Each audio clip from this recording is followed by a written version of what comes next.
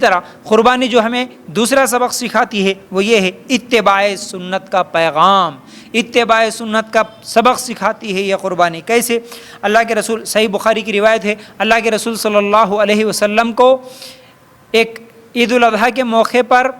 جب بتلایا گیا، معلوم ہوا کہ اے اللہ کے رسول صلی اللہ علیہ وسلم کچھ لوگ عید کی نماز سے پہلے ہی قربانی کا جانور ذبح کر چکے، تو اللہ کے رسول صلی اللہ علیہ وسلم نے کیا حکم دیا؟ جتنے لوگ عید الاضحیٰ سے پہلے اگر قربانی کا جانور ذبح کر لیے ان کی قربانی نہیں ہوئی، انہیں چاہیے کہ دوسرا جانور ذبح کرے۔ صحیح بخاری کی روایت۔ تو پتہ کیا چلا اس حدیث سے ہم لوگوں کو؟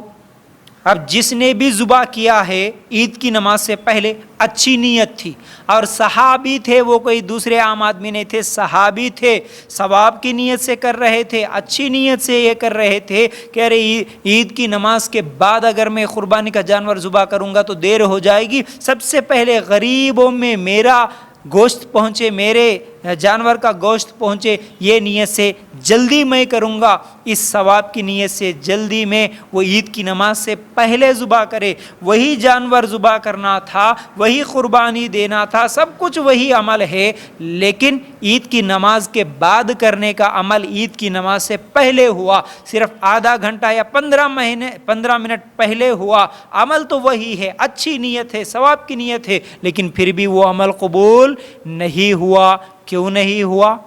کیونکہ وہ عمل اللہ کے رسول صلی اللہ علیہ وسلم کے بتلائے ہوئے طریقے پر نہیں ہے۔ اللہ کے رسول کا طریقہ نماز کے بعد ذبح کرنا ہے، یہ صحابی نے نماز سے پہلے ذبح کیا تو قربانی قبول نہیں ہوئی۔ میرے بھائیوں، آج بھی اگر کوئی بڑا، اگر کوئی پیر، اگر کوئی امام،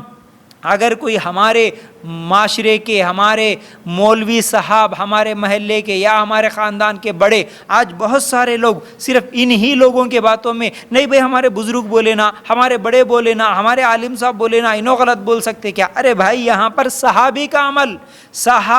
عمل تھا، قبول نہیں ہوا، تو آج کے کوئی عالم کی کوئی بات ہو وہ قبول کیسے ہو سکتی ہے؟ اگرچہ وہ بات اللہ کے رسول صلی اللہ علیہ وسلم کے مطابق، بتلائے ہوئے طریقے کے مطابق نہ ہو۔ تو نبی کی سنت اتباع کرنا، نبی کریم صلی اللہ علیہ وسلم نے جیسا کیا ویسا کرنا، تبھی تو ہمارا عمل قبول ہوگا، اگر ویسا نہیں کریں گے تو عمل قبول نہیں ہوگا۔ اتباع، میرے بھائیوں یاد رکھ لیجئے، ہر عمل کی قبولیت کے 3 شرائط ہے، یہ 3 شرائط ہوں گے تبھی تو ہمارا عمل قبول ہوگا، چاہے آپ نماز پڑھو، چاہے روزہ رکھو، چاہے زکوٰۃ دو، حج کرو، قربانی کرو، صدقہ کرو، کچھ بھی کرو، لیکن یہ 3 چیزوں کو ضرور یاد رکھنا، اگر یہ تینوں میں سے کوئی ایک بھی اگر نہیں ہے تو پھر وہ عمل ہمارا قبول نہیں ہوگا۔ سب سے پہلی چیز ایمان ہونا، وہ آدمی مسلمان ہونا، پھر ایمان لانے کے بعد اللہ کے ساتھ کسی کو شریک نہیں کرنا، یہ ہے سچا ایمان۔ تو پہلی شرط ایمان والا ہونا عمل کی قبولیت کے لیے، دوسری شرط اخلاص کا ہونا، یہ اخلاص کے بارے میں ابھی انشاءاللہ بولوں گا آپ لوگوں کے سامنے کچھ باتیں، یعنی خالص اللہ کے لیے وہ عمل ہونا، دکھاوے کے لیے نہیں ہونا، یہ دوسری شرط ہے۔ پھر تیسری چیز یہ ہے اللہ کے رسول صلی اللہ علیہ وسلم کے سنت کے مطابق ہونا، بتلائے ہوئے طریقے کے مطابق ہونا، یہ 3 چیزیں ہیں تبھی تو وہ عمل قبول ہوگا۔ اگر یہ چھوڑ کر آپ کون سا بھی ایسا عمل کرو، آپ عیدیں کرتے ہو، آپ ثواب کی نیت سے نظر و نیاز کرتے ہو، فاتحہ دیتے ہو، 10واں کرتے ہو، 40واں کرتے ہو، چلا کرتے ہو، چھٹی کرتے ہو، برسی کرتے ہو، کنڈے کرتے ہو، جو بھی آپ لوگ عمل کرتے ہو، عمل سے پہلے یہ 3 چیزیں دیکھ لینا میرے بھائیوں، کیا اللہ کے رسول صلی اللہ علیہ وسلم کی سنت ہے؟ کیا اللہ کے رسول صلی اللہ علیہ وسلم نے کہا؟ کیا اللہ کے رسول صلی اللہ علیہ وسلم نے کیا؟ کیا کبھی کسی صحابی نے ایسا کیا؟ اگر کیا تو وہ قابل قبول، اگر نہیں کیا تو وہ عمل قبول نہیں ہوگا۔ تو بہرحال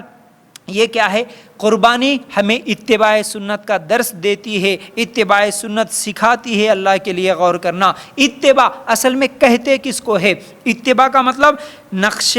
قدم پر چلنا، اللہ کے رسول صلی اللہ علیہ وسلم نے جیسا کیا، اللہ کے رسول بولے نہیں، حکم نہیں دیے، لیکن اللہ کے رسول صلی اللہ علیہ وسلم نے اگر کیا وہ عمل ثابت ہے صحیح حدیث سے، تو ہم لوگوں کے لیے بھی پھر وہ عمل کرنا یہی اتباع ہے۔ جیسا کہ مثال کے طور پر آج بہت سارے ہمارے نوجوان ایکٹروں کو دیکھ کر ہاں آج بہت سارے نوجوان کرکٹروں کو دیکھ کر یا کسی اور کو دیکھ کر اسے آئیڈیل مان کر اس کے طریقے پر چلنے کی کوشش کرتے ہیں نا، جیسا کہ وہ جیسا بال بنایا میں ویسے بال بناؤں گا، وہ پھٹا پینٹ پہن کے آیا یہ بھی پھٹا پینٹ پہن کے جاتا، وہ کان میں بالیاں لگایا یہ بھی بالیاں لگاتا، وہ ہاتھوں میں کچھ کڑے وغیرہ پہن لیا یہ بھی پہن لیتا۔ اب کیا کبھی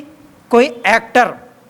کیا کبھی کوئی کرکٹر یہ بولا کہ تم کو، یعنی جو بھی نوجوان آج عمل کرتا ہے اسے کبھی یہ بلا کے یا فون کر کے کہ دیکھ میں ایسے بال بنایا تو بھی بنا؟ ہاں بالوں کا تو عجیب عجیب سٹائل ہے، آج کوئی گھوڑ بنا دیا، کوئی جنگل بنا دیا، کوئی ایئرپورٹ بنا دیا، تو کوئی پتہ نہیں ہاں ریلوے اسٹیشن کی پٹریاں بنا دیا، ٹرین کے پٹریاں بنا دیا، سروں پہ کیا کیا ڈیزائن اتار لیتے آج۔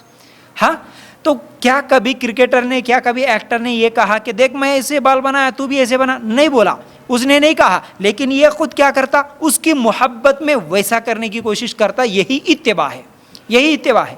تو ایکٹر کی اتباع ہے، حالانکہ اللہ کے رسول اللہ تعالیٰ قرآن میں کئی جگہ پر فرماتے ہیں یا ایھا الذین آمنوا اطیعوا اللہ اطیعوا الرسول اطیعوا اللہ اطیعوا الرسول، اللہ کی اطاعت کرو، اللہ کے رسول صلی اللہ علیہ وسلم کی اطاعت کرو، یعنی اطاعت اور اتباع، فاتبعوا، اتباع اگر کرنا ہے تو اللہ کے رسول صلی اللہ علیہ وسلم کی، اللہ کے رسول نے جیسا کیا ویسا ہم کریں گے،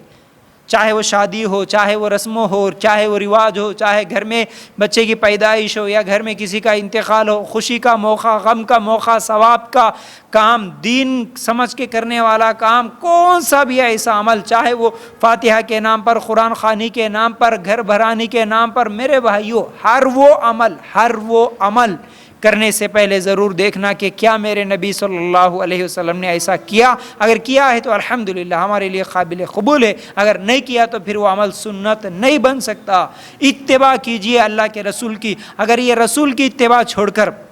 کافروں کی، غیروں کی اتباع کرتے ہوئے وہ جیسے شادی کرا میں بھی ویسے شادی، آج دیکھ لیجئے ہماری شادیاں کیسے ہو رہی ہے۔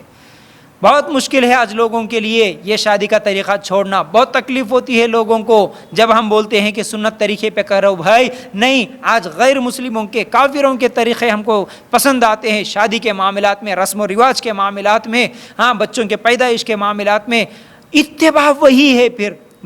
برتھ ڈے منانا، میرج ڈے منانا، ناچنا گانا، فیئرویل پارٹیاں کرنا کالجوں میں، ہاں آج کیا کیا نہیں کرتے۔ اتباع کہاں ہے؟ یہ تو ان کی اتباع ہے، پھر غیروں کی اتباع، کافروں کی اتباع، یہ ڈی جے، یہ ڈانس، یہ پھول پہننا، یہ صحرا باندھنا، یہ منجے، یہ بے پردگی، یہ رسم و رواج، یہ سب کے سب کافروں کی اتباع کر رہے ہو، یہ اللہ کے رسول صلی اللہ علیہ وسلم کی اتباع نہیں ہو سکتی۔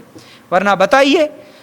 اللہ کے رسول صلی اللہ علیہ وسلم نے خود اپنی شادی میں یا پھر اپنی بیٹیوں کی شادیوں میں یا پھر صحابہ اپنے شادیوں میں کبھی پھول، رسم رواج، مانڈوا، یہ وہ ساچک، یہ تمام چیزیں اللہ کے رسول صلی اللہ علیہ وسلم کے زمانے میں تھی؟ نہیں تھی، تو پھر یہ کہاں سے آئی؟